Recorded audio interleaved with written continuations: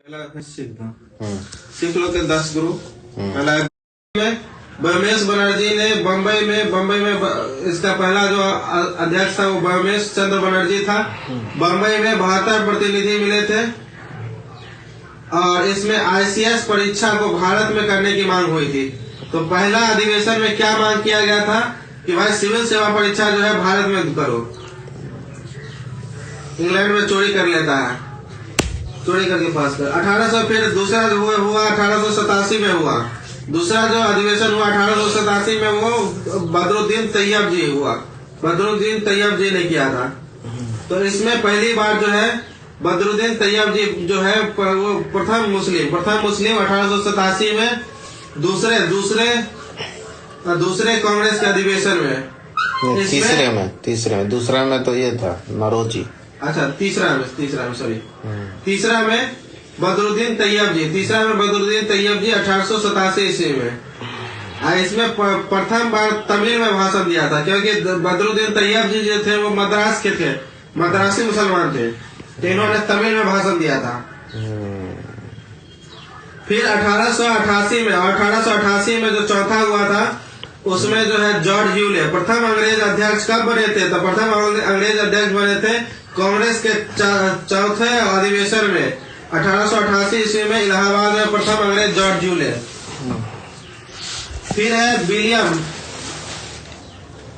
फिर है पांचवा अधिवेशन हुआ था बम्बई में। इसमें विलियम बेटरबर्ड ने अध्यक्षता किया था और ये प्रथम महिला भाग लिया था 5वें अधिवेशन में 1889 में बम्बई में। उसके बाद है छठा की बात है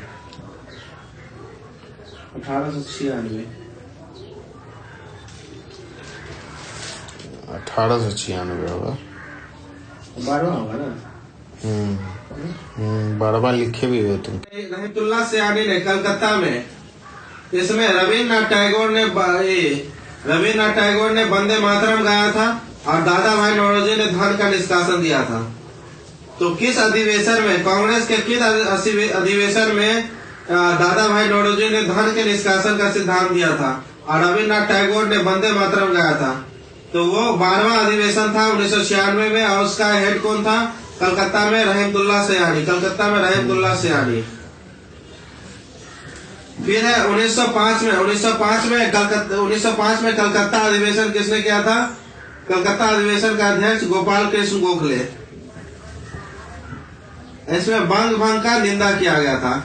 फिर 1906 ईस्वी में कलकत्ता अधिवेशन कहाँ हुआ था? दादा भाई नौरोजी ने इसका अध्यक्षता किया था और यहाँ पर स्वराज को लक्ष्य रखा गया था। स्वराज को लक्ष्य पहली बार कहाँ रखा गया? तो दादा भाई नौरोजी ने 1906 ईस्वी में कलकत्ता अधिवेशन में रखा। फिर है रास बिहारी बोस सूरत विभाजन 1907 ईस्वी में रास बिहारी बोस इसके अध्यक्ष थे और ये 1907 में सूरत विभाजन हुआ और ये स्थगित हो गया था। इसमें नरम गरम दल विभाजित हो गए थे।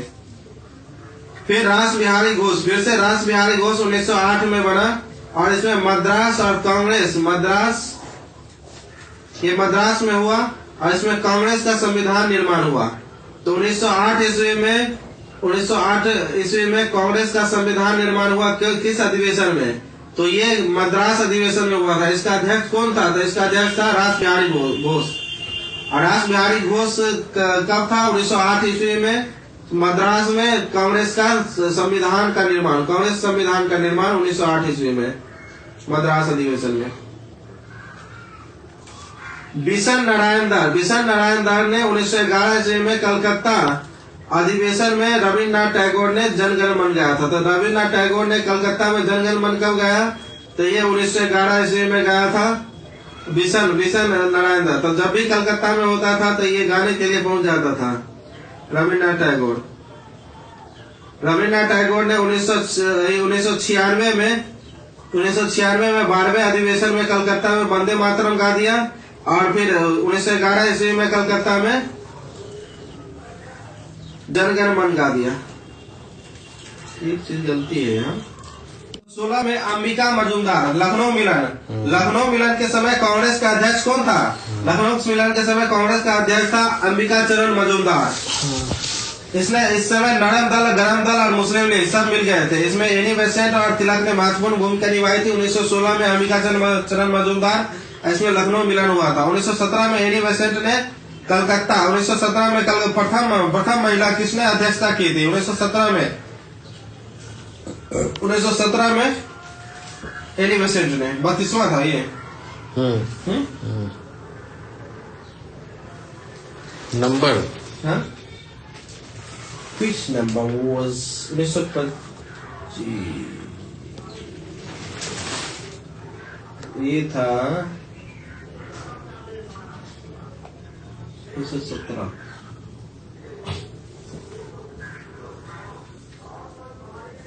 तो नहीं लिखा है।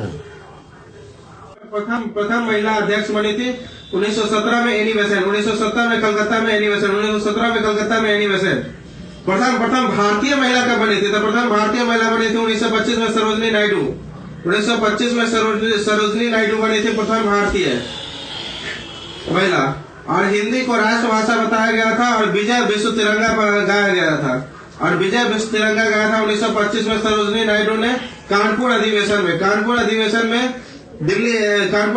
में हिंद राष्ट्रभाषा बनाया था और विजय विश्व तिरंगा गाया था। 1912 में बांकीपुर पटना में मधुलकर। 1912 में बांकीपुर पटना में मधुलकर। ह्यूम को कांग्रेस का पिता, ह्यूम को कांग्रेस का पिता किस अधिवेशन में कहा गया था? ह्यूम को कांग्रेस का पिता जो है मधुलकर के बांकीपुर अधिवेशन 1912 में कहा गया था। जवाहरलाल नेहरू 1929 ईस्वी में लाहौर में पूर्ण स्वराज की घोषणा किया था। पूर्ण स्वराज की घोषणा किसने किया था? 1929 में। और स्वराज का लक्ष्य किसने रखा था? 1906 ईस्वी में दादा भाई नौरोजी ने कलकत्ता में रखा था। सरदार पटेल 1931 ईस्वी में कराची अधिवेशन में पहली बार मौलिक अधिकार की मांग किया था। तो पहली बार मौलिक अधिकार की मांग कौन किया था? 1931 ईस्वी में कराची अधिवेशन में।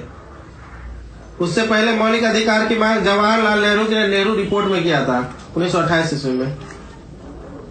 राजेंद्र प्रसाद 1934 ईस्वी में बम्बई में कांग्रेस समाजवादी दल का गठन किया था। 1934 में बम्बई अधिवेशन में राजेंद्र प्रसाद ने 1934 अधिवेशन में राजेंद्र प्रसाद की अध्यक्षता में हुई थी। इसमें बम्बई में कांग्रेस समाजवादी दल का गठन हुआ था। 1936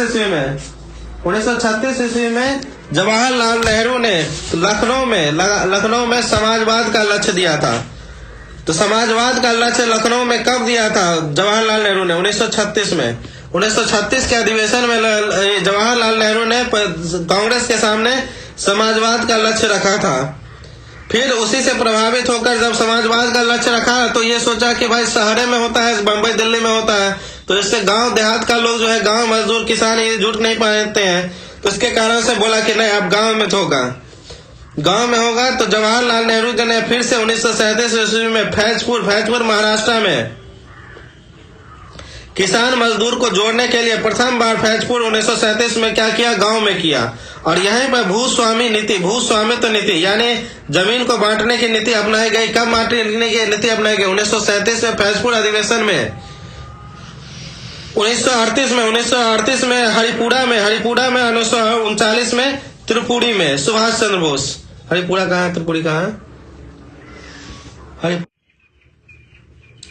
1938 में हरिपुरा में, 1939 में त्रिपुरी में सुभाष चंद्र बोस अध्यक्ष बना।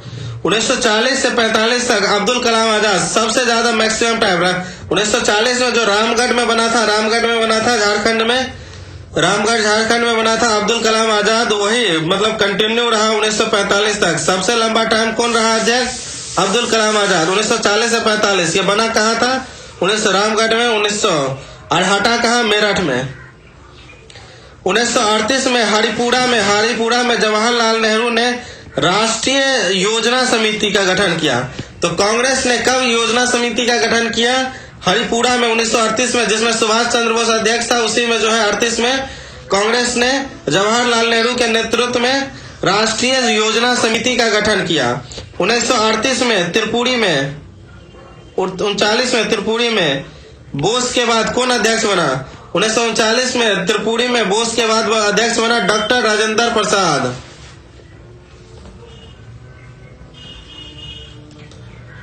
उसके बाद 1946 में कृपलानी मेरठ में बना। और आजादी के समय कौन था? आजादी के समय कांग्रेस का सचिव कौन था? आजादी के समय कांग्रेस का सचिव था कृपलानी था। और नवंबर 1947 में राजेंद्र प्रसाद बना, दिल्ली में अध्यक्ष बना। नवंबर 1947 में दिल्ली में राजेंद्र प्रसाद बना अध्यक्ष। फिर 1948 में पटाभी सीतारमैया जयपुर में। किसने कांग्रेस को सूक्ष्मदर्शी बोला है? किसने कांग्रेस को सूक्ष्मदर्शी बोला है? डफरिन ने बोला है। लड़खड़ाती हुई शांति से मरे किसने बोला? कर्जन ने बोला। लड़खड़ाती हुई शांति से मरे किसने बोला? कर्जन ने बोला। सूक्ष्मदर्शी लोगों को बोला डफरिन ने बोला। अरविंद घोष ने क्या बोला कि कांग्रेस लोग 6 रोग से मरेंगे, कांग्रेस के लोग 6 रोग से मरेंगे, अरविंद घोष। बंकिम चंद्र चटर्जी ने क्या कहा कि पदों के भूखे हैं कांग्रेसी। बंकिम चंद्र चटर्जी ने क्या कहा? आप पदों के भूखे हैं कांग्रेसी। त्रिपुरी अधिवेशन रजवाड़ों की जनता आंदोलन में भाग लिया। रजवाड़ों की जनता पहली बार किस कांग्रेस के अधिवेशन में भाग लिया?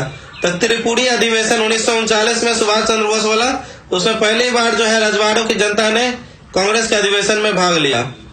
सी आर दास जब कांग्रेस के अध्यक्ष थे तब ये जेल में थे। तो कौन सा ऐसा कांग्रेस का अध्यक्ष था जो जिस समय वो अध्यक्ष बना उस समय वो जेल में था? तो सी आर दास, चित्तरंजन दास। 1894 के अध्यक्ष अल्फ्रेड बेब। सत्ता हस्तांतरण के समय कांग्रेस मजबूत था। कहां मजबूत था? मैसूर में। 1932 ईस्वी में कांग्रेस को गैर कानूनी संस्था घोषित कर दिया गया था। तो कांग्रेस को कब गैर कानूनी घोषित किया गया? 1932 ईस्वी में। गांधी जी भाग लिए थे 1901 ईस्वी में कलकत्ता में, जिसका अध्यक्ष था दिनसा वाचा। तो गांधी जी प्रथम भाग कब लिए थे? 1901 ईस्वी में दिनसा वाचा। और प्रथम बार कहाँ हुए? बेलगाम में अध्यक्ष बने थे। फिर जवाहरलाल नेहरू ने प्रथम भाग कब लिया था? बांकीपुर मघोलकर में। 1912 मघोलकर में पहली बार नेहरू जी ने भाग लिया था। 1924 ईस्वी में गांधी जी सदस्य बने बेलगांव में। 1909 ईस्वी में लाहौर में मदन मोहन मालवीय ने पृथक निर्वाचन को अस्वीकार किया था। तो पृथक निर्वाचन को कब अस्वीकार किया था? 1909 ईस्वी में। कहां अस्वीकार किया था? लाहौर में। 1919 ईस्वी में अमृतसर ने मोतीलाल नेहरू ने जलियांवाला बाग हत्याकांड की आलोचना की थी और खिलाफत आंदोलन का सहयोग किया था। कौन? मोतीलाल नेहरू ने। 1922 को गया में सी आर दास ने स्वराज पार्टी की स्थापना किया था। तो स्वराज पार्टी की स्थापना कब हुआ था? गया में 1922 ईस्वी में। उस समय कांग्रेस का अध्यक्ष कौन था? सी आर दास था। 1922 ईस्वी में गया में स्वराज पार्टी का गठन। और बंबई में कौन क्या था? डॉक्टर राजेंद्र प्रसाद ने।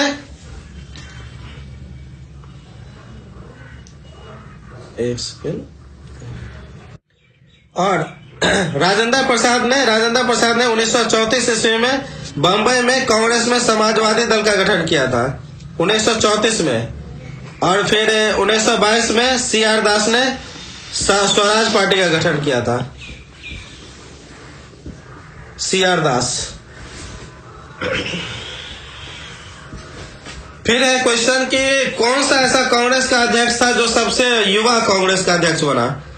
तो 1923 ईस्वी में काकीनाडा में मौलाना मोहम्मद अली जो था 1923 ईस्वी में काकीनाडा में कांग्रेस का वो सबसे युवा था। पहला अखिल भारतीय युवा कांग्रेस की स्थापना किस में हुई थी? अखिल भारतीय युवा कांग्रेस की स्थापना 1988 में मोतीलाल नेहरू ने किया था। बंबई में राजेंद्र प्रसाद ने कांग्रेस में समाजवादी दल की स्थापना की थी 1934 में। ठीक है, और ये सब है, खुद पढ़ लीजिएगा। पढ़िए। नहीं जो कहीं दया कर खुद पढ़ ले सब सुझाया हाँ सूझे थे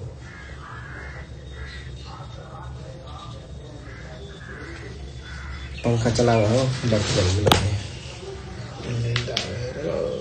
पंखा चलावा ना नींद देता है हम जैसे कहीं नहा के आवे छी बर्तन करना जो ना क्या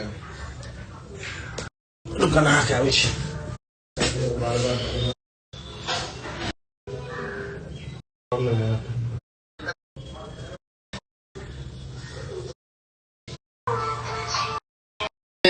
स्टेटमेंट दिखा देगा कि ये टोटल है और ये स्टेटमेंट बैंक स्टेटमेंट में भी आया हुआ है